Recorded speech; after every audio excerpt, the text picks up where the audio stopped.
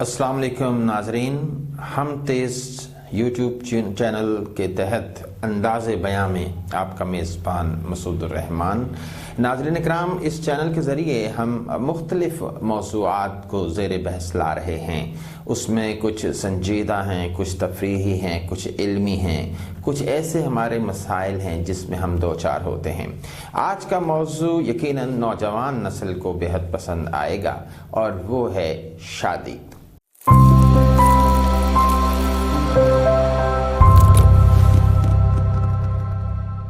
नाज़रीन कराम, जब शादी का लफ्ज़ एक आम नौजवान के जहन में आता है तो वो इसको सिवाय रोमांस के कुछ और मज़ीद सोचने से कासिर रहता है। हालांकि शादी का मामला सिर्फ इतना नहीं कि आप किसी फिल्म की तरह एक हीरो और हीरोइन की तरह बागों में कहीं फिर रहे हों, गीत गा रहे हों, झूम रहे हों। शादी इससे कहीं ज़्यादा एक संजीदा मसला है। नाज़रीन कराम, आप जानते हैं कि खुदा ने ये कायनात जो बनाई उसकी बुनियाद में एक मर्द और एक औरत के दरमियान एक फितरी कशिश और मोहब्बत रखी। ये कुरान पाक में भी इसका जिक्र है कि हमने मर्द और औरत के दरमियान एक मोहब्बत और एक कशिश रख दी है। ऐसा क्यों किया गया? क्योंकि खुदा के इस बनाए निज़ाम में जो मकसद है वो है कि नस्ल इंसानी आगे बढ़ती रहे।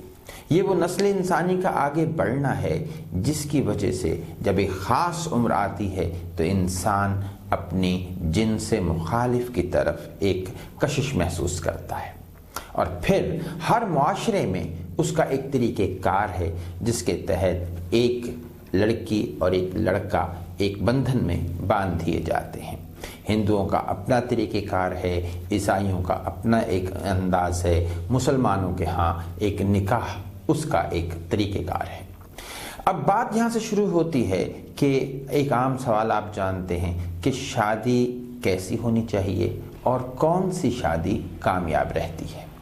इसके लिए हमारे पास दो तरह के तसव्वुरात मौजूद हैं। कुछ कहते हैं कि अरेंज्ड मैरिज होनी चाहिए, कुछ कहते हैं कि लव मैरिज होनी चाहिए। एक तीसरा तबका है वो कहता है कि अरेंज मैरिज ही हो और जो बाद में लव मैरिज में बदल जाए। अब इस बात पे हम गौर करते हैं कि आखिर इस सब के बावजूद हम देखते हैं कि पिछले कुछ अरसे में हमारे यहाँ तलाक की शरह बहुत ज़्यादा हो गई है। इसकी वजह क्या है? नाज़रीन इकराम, इसमें सबसे पहली जो वजह, चाहे वो अरेंज मैरिज हो या लव मैरिज हो, उसमें एक इंसान की बुनियादी फितरत है जिसको कंट्रोल करने की ज़रूरत है। वो ये कि जब हम किसी चीज़ को हासिल कर लेते हैं तो हमारे अंदर का तजस्सुस वैसा नहीं रहता जैसा कि उस चीज़ को हासिल करने से पहले होता है। कहते हैं कि चाहतों को पा लेना चाहतों को खोना है। यूं ही चाहे अरेंज मैरिज हो या लव मैरिज हो, जब एक तरफ से दुल्हा और एक दुल्हन एक बंधन में बनते हैं और कुछ वक्त गुजरता है तो आहिस्ता आहिस्ता वो जो रोमानवी जहन है वो ख़त्म होना शुरू हो जाता है और ज़िंदगी की हकीकतें कुछ किसी और शक्ल में सामने आना शुरू हो जाती हैं। एक जिम्मेदारियों का सिलसिला है जो शुरू हो जाता है और फिर वो दोनों ही तरफ के लोग कुछ महसूस करते हैं कि अब वो कशिश पहले नहीं रही।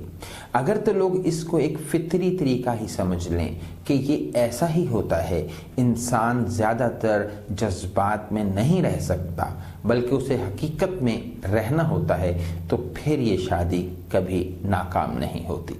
लेकिन अगर आप इन हकीकतों के होते हुए भी उसी तरह का एक रोमानवी ज़हन चाहते हैं तो यकीनन ऐसा हो नहीं पाता और फिर लड़ाई झगड़े मसाइल ये शुरू हो जाते हैं। तो गोया शादी में पहली चीज़ जो जहन में रखनी चाहिए वो ये कि शादी असल में किसी वक्ती जज्बे की तस्कीन का नाम नहीं है, बल्कि ये एक उम्र भर की एक मंसूबा बंदी है जिसमें आप दाखिल होते हैं। एक इदारा बनता है जिसमें एक सरबराह होता है और उसके नीचे मेंबर्स होते हैं। जो उस इदारे में पहला सरबराह वो मर्द को और दूसरा उसका जो सरबराह वो औरत को समझा जाता है। یہ اب علیحدہ بحث ہے کہ مرد کو سربراہ ہونا چاہیے یا عورت کو، لیکن یہ ایک اصول ہے کہ جب بھی کوئی ادارہ بنے گا تو کسی ایک کو سربراہ ہونا پڑے گا جو آگے لیڈ کرے۔ اگر ایک خاتون ہم سمجھتے ہیں کہ وہ زیادہ ذہین، زیادہ معاملہ فہم، تو وہ اگر آگے بڑھ کے لیڈ کر لیتی ہے اپنی فیملی کو تو اس میں کوئی برائی نہیں، اور اگر مرد اس معاملے میں زیادہ معاملہ فہم ہے تو وہ لیڈ کر لے۔ یہ کوئی بحث کی بات نہیں ہو، یہ صرف ایک سمجھوتا، ایک دوسرے کو ماننے کا جذبہ ہے جو یہاں پر کار فرما ہونا چاہیے۔ اب اس کے بعد ہم دوسری بات یہ دیکھتے ہیں کہ شادی اصل میں نسل انسانی کو بڑھانے کا ایک ذریعہ ہے۔ ایک مرد اور ایک عورت جب ایک شادی کے بندھن میں بندھتے ہیں تو اصل میں وہ ایک فیصلہ کر رہے ہوتے ہیں کہ وہ اپنے اس ادارے کے ذریعے معاشرے کو اچھے افراد فراہم کریں گے۔ گویا ایک پورا تربیت کا نظام ہے جو ہمیں اس ادارے میں لانا پڑتا ہے، تاکہ جب وہ بچے جو ان سے جنم لیں وہ اس معاشرے میں جائیں تو وہ ایک کارآمد فرد ہوں، ایک اس طرح کے شخص ہوں جن سے کسی کی ذات کو کوئی نقصان نہ ہو، وہ علمی طور پر بہتر ہوں، اخلاقی طور پر بہتر ہوں۔ یہ وہ دوسرا پہلو ہے جو شادی کے وقت ذہن میں رکھنا چاہیے، چاہے وہ لو میرج ہو یا ارینج میرج ہو۔ اب اس بات پر ہم آتے ہیں کہ لو میرج یا ارینجڈ میرج۔ عزیزان کرام، لو میرج جو ہے یہ عام طور پر ہمارے ہاں ان معاشروں میں لو یا محبت پیدا ہوتی ہے جہاں پابندیاں ہوتی ہیں، جہاں اس طرح سے مرد اور عورت عام نہیں مل پاتے جیسے دوسرے معاشروں میں ہوں، تو وہاں پر محبت کا جذبہ جنم لیتا ہے۔ وہ محبت کا جذبہ کیوں جنم لیتا ہے؟ یہ ایک علیحدہ نفسیاتی پہلو ہے۔ اس کی وجہ یہ ہے کہ ہم میں سے ہر شخص کے ذہن میں ایک خوبصورتی کی تلاش کا تصور موجود ہے۔ ہم ہر چیز میں خوبصورتی پسند کرتے ہیں۔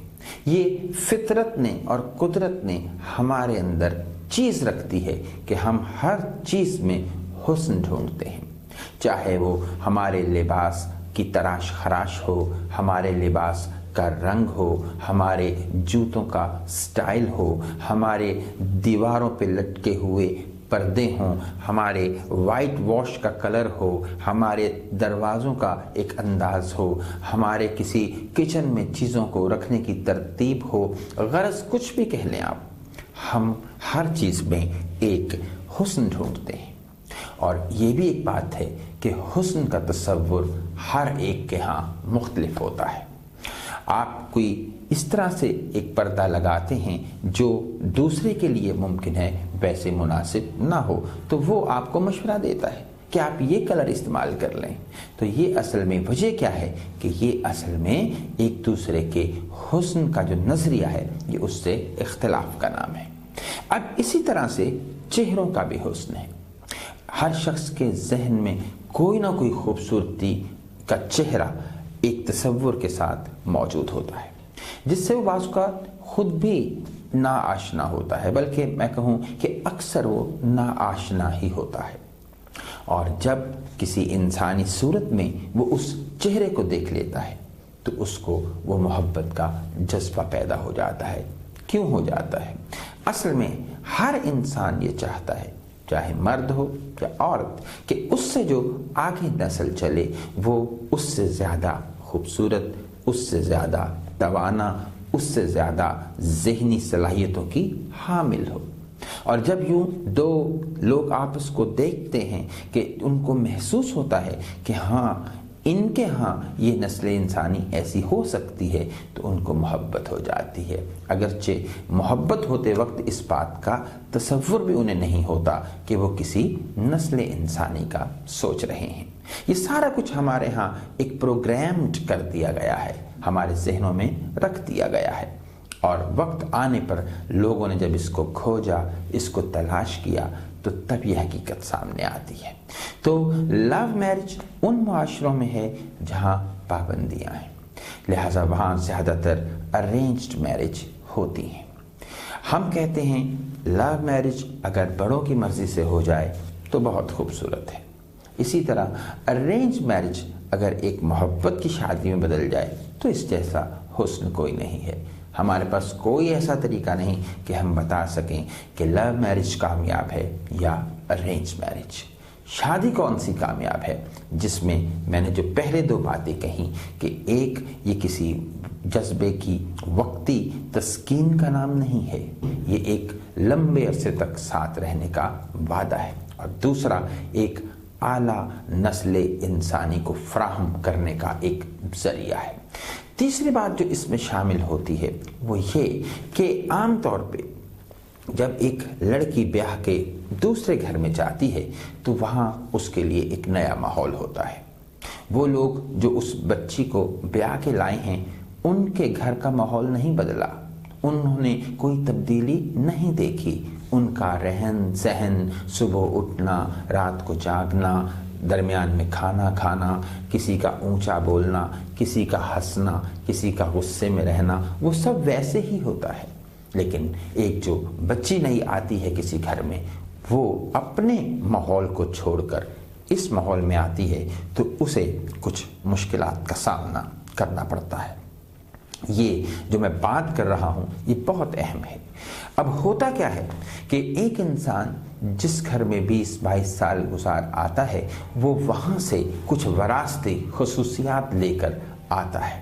وہ خصوصیات اس میں رچی بسی ہوتی ہیں، اس میں کچھ نیگیٹو باتیں ہوتی ہیں، کچھ پازیٹو باتیں ہوتی ہیں، اور جب وہ ایک نئے ماحول میں آتی ہے تو ظاہر ہے کہ اب اس کو یہ اتنا شعور نہیں ہوتا کہ اس کے ہاں کون سی نیگیٹو باتیں ہیں، کون سی پازیٹو باتیں ہیں، بلکہ اس کے لیے وہ ساری باتیں ایک معیار اور ایک پازیٹو بات ہوتی ہے جس پر رکھ کر وہ دوسرے کے گھر کے اصولوں کو، روایات کو اور رواجوں کو پرکھنا شروع کر دیتی ہے، اور پھر اپنے ان جو اس کو گھر سے حاصل ہوئی خصوصیات ہیں ان کو وہ بالکل درست مانتے ہوئے اس دوسرے گھر کے رسم و رواج کا فیصلہ کرنا شروع کر دیتی ہے اور کہتی ہے کہ یہ غلط ہے یا یہ صحیح ہے یا یہ بات یوں ہے اور یہ بات یوں ہے۔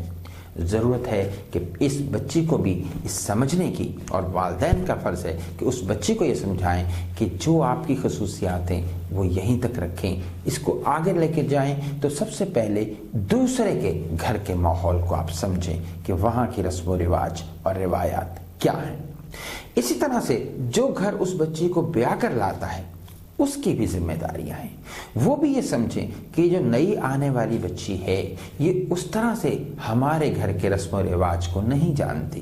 ان کا کام ہے وہ اس کو آگے بڑھ کر ویلکم کہیں اور ایک بڑے خوش آئند، خوش اخلاقی کے ساتھ اس کی باتوں میں ایک تربیت کرتے چلے جائیں، جہاں اپنی غلطیاں ہوں ان کو سدھارتے چلے جائیں، جہاں اس بچی کے بارے میں معاملہ ہو تو اسے بھی گائیڈ کرتے جائیں۔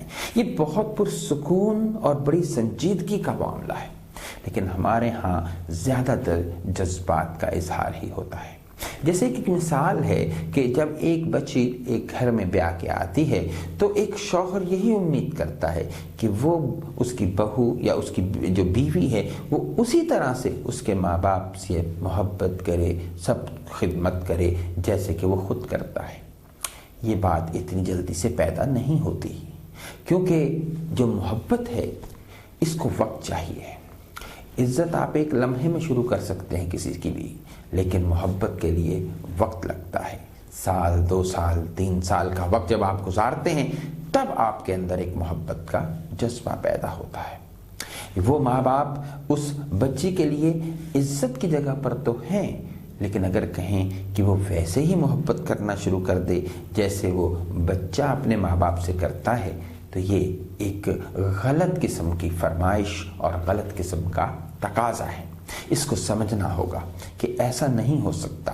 ایک وقت آئے گا جب وہ بچی یقیناً ان تمام افراد سے محبت بھی شروع کر دے گی، تو لہٰذا یہ سمجھنے کی ضرورت ہے کہ ابھی وہ عزت دے رہی ہے، ابھی محبت کے مقام پر نہیں پہنچی۔ یہ جو معاملہ ہے بہت ساری وجوہات یہیں سے پیدا ہوتی ہیں، طلاق کی صورت میں کہ جب ہم اپنے گھر کے ماحول سے دوسرے ماحول میں جاتے ہیں تو دوسرے ماحول کے تقاضے، وہاں کے اندازے، وہاں کی رسمیں رواج کچھ اور ہوتے ہیں، اور ہمیں جو گھر سے ایک تربیت ملی ہوتی ہے وہ کچھ اور ہوتی ہے۔ اب یہ ایک پوری کشمکش ہے، ایک جنگ ہے۔ اب اگر ان دونوں میں کمپرومائز ہو جائے، کچھ لو اور دو کا ایک تصور پیدا ہو جائے، کچھ اس کی باتیں مان لی جائیں، کچھ اس کی باتیں مان لی جائیں، تو کبھی بھی زندگی میں طلاق جیسی نوبت جو ہے وہ نہیں پیدا ہو سکتی۔ اور افسوس کہ ہم یہیں پر مار کھاتے ہیں۔ ایک بچی اپنے گھر کی روایات کو چھوڑنے پر تیار نہیں ہوتی اور ایک بچہ اپنے گھر کی روایات پر اسے لانے پر بضد ہوتا ہے۔ ایک اس میں تیسرا پہلو ہے جو ایک خاتون اور دوسری خاتون کے درمیان ہے، یہ نفسیاتی پہلو ہے۔ ایک ماں جو اپنے بچے کو کافی عرصے تک اپنے ساتھ رکھتی، اس کو کھانا کھلاتی، اس کے کپڑے، اس کے لباس کا خیال رکھتی، اس کو ہر طرح سے تیار کرتی، اب ہوتا کیا ہے کہ ایک دم وہ بچہ اب کسی اور دوسری خاتون کی کہہ لیں کہ ایک نگرانی میں چلا جاتا ہے۔ شادی کے بعد اب وہ تمام کام اس کی بیوی کرنا شروع کر دیتی ہے۔ وہ اس کے جوتے صاف کرتی، ان کو تیار کرتی، لباس کو استری کرتی، اس کے کھانے پینے کا انتظام کرتی۔ یہ وہ چیزیں ہیں جو ایک ماں کے اندر انجانے میں ایک جیلسی کا تصور، ایک حسد کا سا تصور پیدا کر دیتی ہے، اور وہ جانے انجانے اپنی مختلف باتوں کے ذریعے ان کا اظہار ڈائریکٹ تو نہیں کرتی، لیکن انڈائریکٹلی یہی محسوس ہو رہا ہوتا ہے کہ وہ محبت میں اس شراکت کو برداشت نہیں کر سکی۔ اب یہاں پر یہ سمجھنے کی ضرورت ہے ماں کو، یعنی کہ اس ساس کو، کہ یہی زندگی کا ایک اصول ہے۔ وہ بھی کبھی اسی طرح سے کسی شخص کی زندگی میں داخل ہوئی تھی، اور پھر اس شخص کو اس کی ماں سے اس نے اسی طرح سے علیحدہ کیا تھا، اسی کے سارے کام خود کیے تھے، اور یقیناً اس کی ساس نے بھی اسی طرح کے تصورات میں زندگی گزاری ہوگی۔ یہ تصور اگر پیدا ہو جائے تو یقیناً جو گھر ہے وہ ایک جنت بن جاتا ہے۔ اور افسوس کہ پھر اس میں کچھ نند جو ہوتی ہے، یعنی جو بہن ہوتی ہے اس بیٹے کی، وہ بھی ساتھ شامل ہو جاتی ہے۔ اس میں بھی ایک جیلسی کا ایلیمنٹ پیدا ہو جاتا ہے، اور عام طور پہ ایسی نند کہ جس کی شادی نہ ہو رہی ہو، وہ جب اپنے بھائی کی شادی کو دیکھتی ہے تو اس کے ہاں ایک احساس محرومی جنم لینا شروع ہو جاتا ہے کہ اس کی شادی کیوں نہیں ہو رہی، اور اسی لیے وہ کوشش کرتی ہے کنٹرول کرنے کی اپنی اس بھابھی کو، اور پھر یہاں سے مسائل پیدا ہونا شروع ہو جاتے ہیں۔ تو گویا یہ ایک بڑا گھمبیر معاملہ ہے جسے دیکھنا ہوگا، جسے سمجھنا ہوگا۔ تیسری بات کے بعد چوتھی بات جو ہے وہ ہمارا ایک سوشل سسٹم بھی ہے، اور وہ ہے گھروں کے اندر ہماری جو ایک خواہش ہوتی ہے جہیز کی، یہ بھی مسائل پیدا کرتی ہے شادی میں۔ اگر ہم بظاہر تو یہ کہتے ہیں کہ ہمیں کوئی جہیز نہیں چاہیے، ہمیں کوئی اس طرح کی کسی قسم کی سہولت نہیں چاہیے، لیکن ہمارے دل کے کسی کونے میں یہ خواہش ہوتی ہے کہ آنے والی جو ہے وہ ڈھیر سارا سامان لے کر آئے۔ اب یہ ہمیں منافقت چھوڑنا ہوگی اگر ہم چاہتے ہیں کہ ایک خوشگوار زندگی اس کا آغاز ہو۔ ہمیں جان لینا چاہیے کہ کیا جہاں ہم شادی کرنے لگے ہیں کیا وہ اس لیول پر ہیں کہ وہ ہمیں یہ سب کچھ دیکھ سکیں، کیونکہ اگر اس کو کاروبار ہی بنانا ہے تو پہلے دیکھ لیجئے کہ آپ کو کیا اتنا سارا سامان دینے کی اہلیت لوگوں میں موجود ہے، اور اگر نہیں ہے تو ان کی غلطی نہیں، آپ کے انتخاب کی غلطی ہے۔ آپ نے کیوں ایسا گھر چنا کہ جہاں سے آپ کو زیادہ جہیز کی امید نہ تھی؟ تو یہ مذہبی چیز ایک پھر آخر ناچاکی میں جھگڑے کا باعث بنتی ہے۔ اس کے بعد ایک اگلا اور پہلو ہے جس سے شادی جیسا بندھن بعض اوقات ایک زہر کے بندھن میں تبدیل ہو جاتا ہے، اور وہ یہ ہے کہ جب ہم ایک پراپر میچ نہیں دیکھتے کہ ایک لڑکا اور ایک لڑکی کیا آپس میں ان کا لیول ایک ہے۔ अब ये जो लेवल है ये समझने की ज़रूरत है, उनका ज़हनी लेवल, उनका इल्मी लेवल, उनका ज़ाहिरी लेवल, खूबसूरती का लेवल क्या बराबर है या नहीं है। क्योंकि अगर इसमें कमी होगी तो यकीनन किसी एक में एहसास कमतरी पैदा होगी, और उस एहसास कमतरी से फिर यकीनन मामलात बिगड़ते चले जाएंगे। तो ये माँ बाप का बड़ा फ़र्ज़ है कि इसमें वो बच्चे को समझाएं, उसको गाइड करें, और अपने अंदाज में फिर वो एक रिश्ता ऐसा बनाएं कि जिसमें दोनों तरफ एक बराबर का जोड़ हो, ज़ाहिरी तौर पर भी, नफ्सियाती तौर पर भी, ज़हनी तौर पर भी, इल्मी तौर पर भी, माली तौर पर भी। ये चंद गुज़ारिशात हैं जो शादी के हवाले से थी। मेरा ख्याल है कि इसमें यकीनन कुछ काम की बातें होंगी। अगर इसमें कोई सवालात हों तो आप हमारे इस चैनल के नीचे कमेंट कर सकते हैं ताकि हम उस पर मज़ीद गुफ्तगू कर सकें। और फिर ये कि अगर कुछ और दोस्त इस मौजू पर बात करना चाहते हैं तो हमारा जो दिया गया नंबर है इस पर आप कांटेक्ट कर सकते हैं। सईद शाह साहब हमारे डायरेक्टर इस प्रोग्राम के, हम तेज़ टीवी के, उनसे आप रब्ता करके टाइम बना लीजिए और इस मौजू को मज़ीद निखार कर पेश कर सकते हैं। आपकी समाअतों का बहुत बहुत शुक्रिया।